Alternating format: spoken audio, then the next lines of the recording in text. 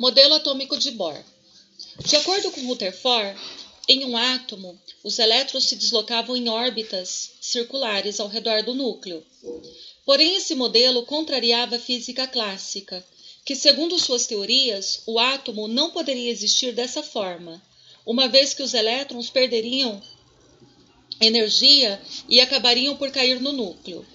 Como isso não ocorria, pelo átomo ser uma estrutura estável, o cientista dinamarquês Bohr aperfeiçoou o modelo proposto por Rutherford, formulando sua teoria sobre a distribuição e o movimento dos elétrons.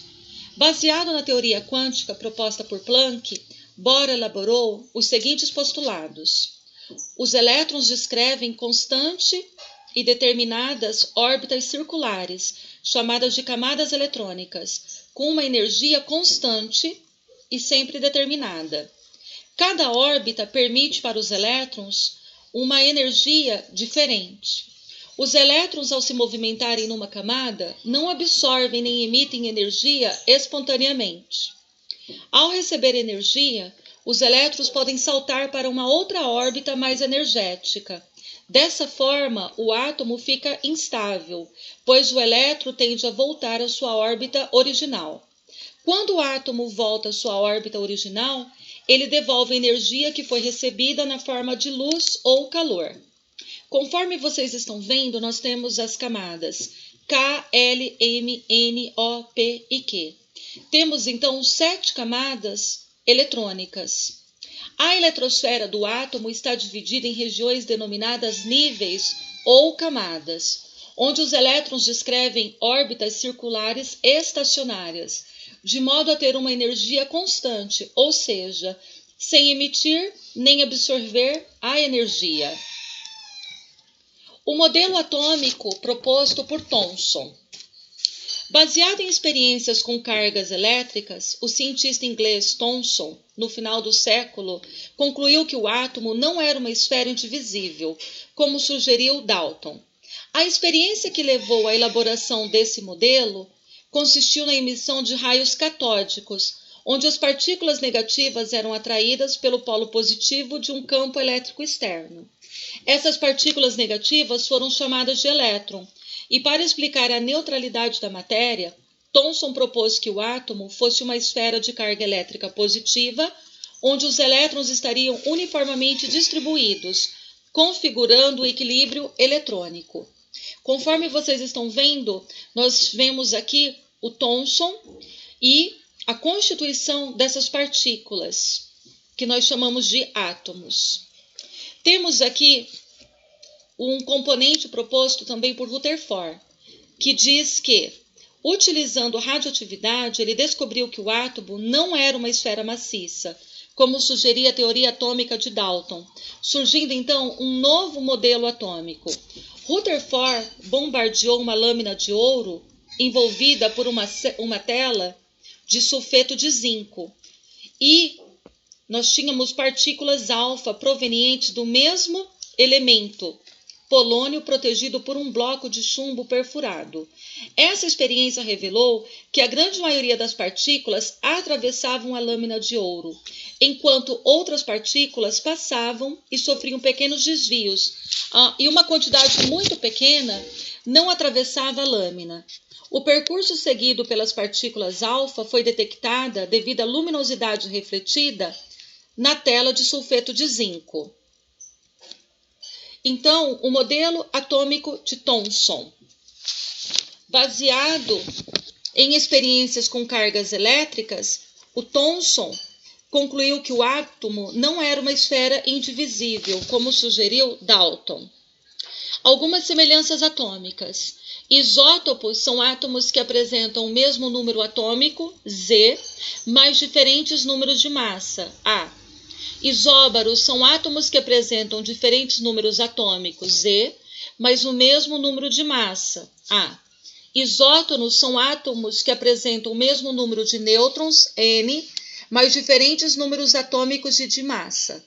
E isoeletrônicos são átomos e íons que apresentam a mesma quantidade de elétrons.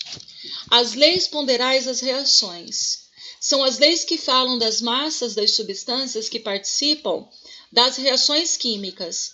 As principais leis ponderais são a lei da conservação das massas, ou lei de Lavoisier, e a lei das proporções de massa, ou lei de Proust.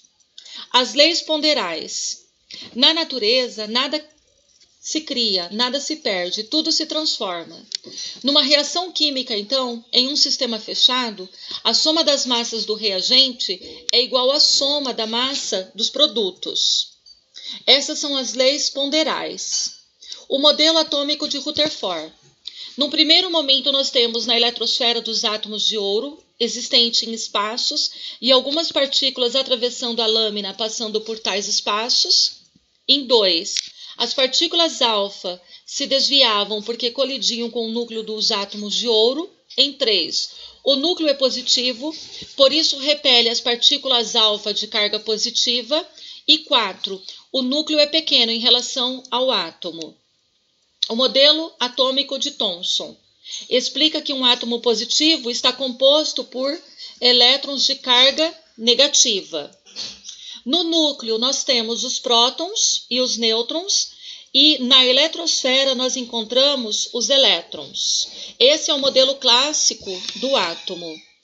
O modelo proposto por Bohr. Percebam que nós temos os níveis de energia, nós temos o núcleo, os orbitais e os elétrons. O modelo atômico de Thomson. O átomo de Thomson, então, ele era constituído pela esfera positiva. Os átomos propostos também tinham ao redor dele os elétrons distribuídos. Então, a carga positiva, o próton, a carga negativa, elétron, e a carga neutra, o nêutron. E nós temos aí o modelo conhecido como pudim de passas. Ele é baseado no estudo feito com tubos de raios catódicos. Então, as principais diferenças entre o modelo de Dalton e Thomson é a natureza elétrica da matéria, a divisibilidade, a presença de partículas com carga, no caso seriam os elétrons. O modelo atômico de Thomson, o que é?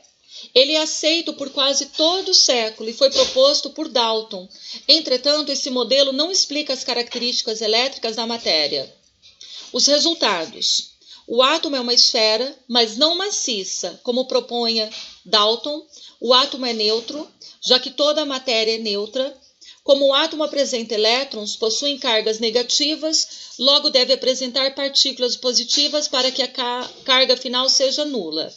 Os elétrons não estão fixos ou presos no átomo, podendo ser transferidos para outro átomo em determinadas condições.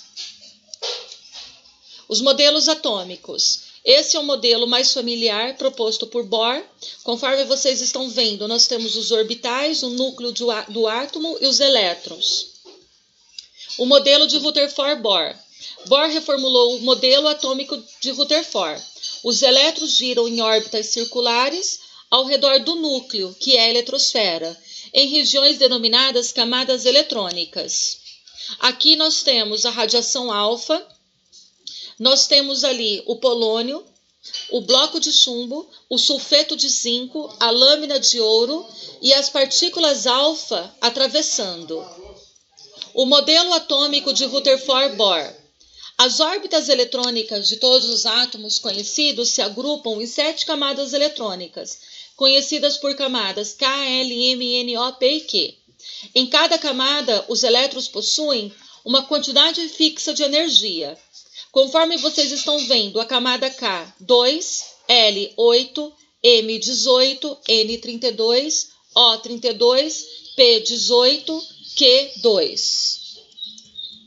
Terminamos aqui a explicação do conteúdo acerca do capítulo 6 do nosso livro didático. E eu solicito, por favor, que vocês desenvolvam os exercícios da página 68. Fiquem com Deus, agradeço a participação e até a próxima aula.